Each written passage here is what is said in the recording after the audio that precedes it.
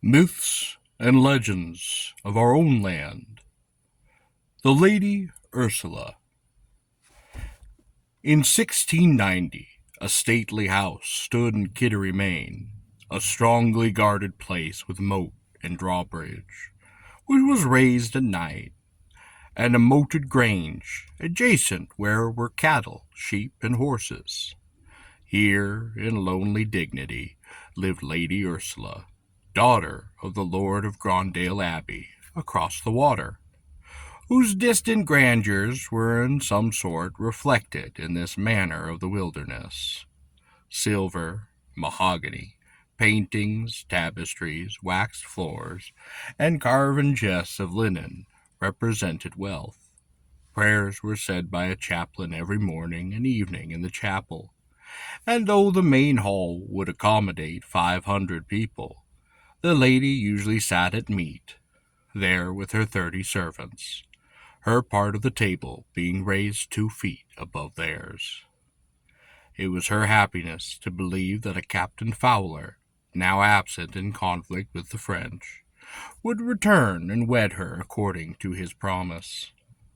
But one day came a tattered messenger with bitter news of the captain's death. She made no talk of her grief, and while her face was pale and step no longer light, she continued in the work that custom exacted from women of that time: help for the sick, alms for the poor, teaching for the ignorant, and religion for the savage. Great was her joy, then, when a ship came from England, bringing a letter from Captain Fowler himself, refuting the rumor of defeat, and telling of his coming. Now the hall took on new life, reflecting the pleasure of its mistress.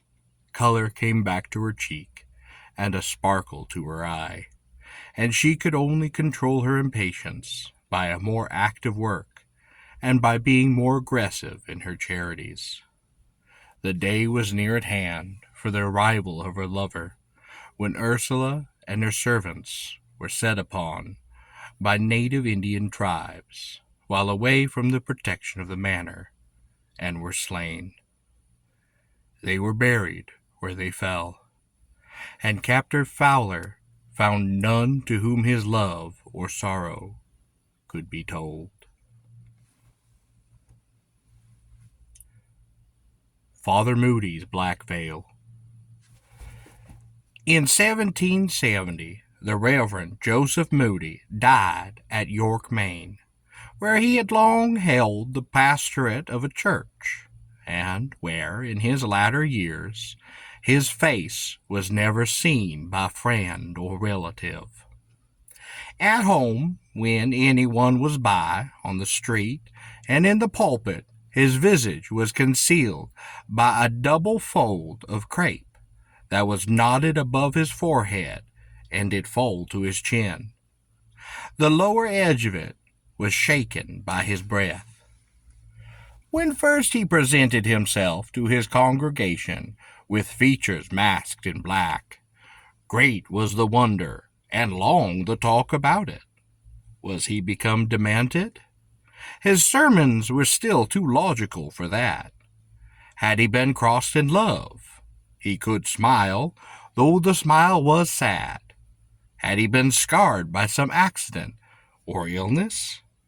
If so, no resident physician knew of it. After a time, it was given out that his weak eyes were weakened by his reading and writing at night, and therefore the wonder ceased. Though the veiled parson was less in demand for weddings or christenings and for social gatherings, he was more besought for funerals than he had ever been. If asked to take off his crape, he only plied, "We all wear veils of one kind or another, and the heaviest and darkest are those that hang about our own hearts. This is but a simple material veil. Let it stay until the hour strikes when all faces shall be seen, and all souls shall reveal their secrets." Little by little, the clergyman felt himself enforced to withdraw from the public gaze. There were rough people who were impertinent and timid people who turned out of their road to avoid him, so that he found his outdoor walks and meditations almost confined to the night, unless he chose the graveyard for its seclusion or strolled on the beach and listened to the wallowing and grunting of the black boars, the rocks off the shore that had laughed upon the night when the York witch went up the chimney in a gale. But his life was long, and it was kind, and it was useful, and when at last the veiled head lay upon the pillow that was never to rise from consciously, a fellow clergyman came to soothe his dying moments and commend his soul to mercy. To him one evening Father Moody did speak. Brother, my hour is come, and the veil of eternal darkness is fallen over my eyes. Men have asked me why I wear this piece of crape about my face, as if it were not for them a reminder and a symbol. I have borne the reason so long within me, that only now have I resolved to tell it. Do you recall the finding of young Clark beside the river so many years ago? He had been shot through the head. The man who killed him did so by accident, for he was a close bosom friend. Yet he could never bring himself to confess the fact, for he dreaded the blame of his townsmen, the anguish of the dead man's parents, the hate of his betrothed.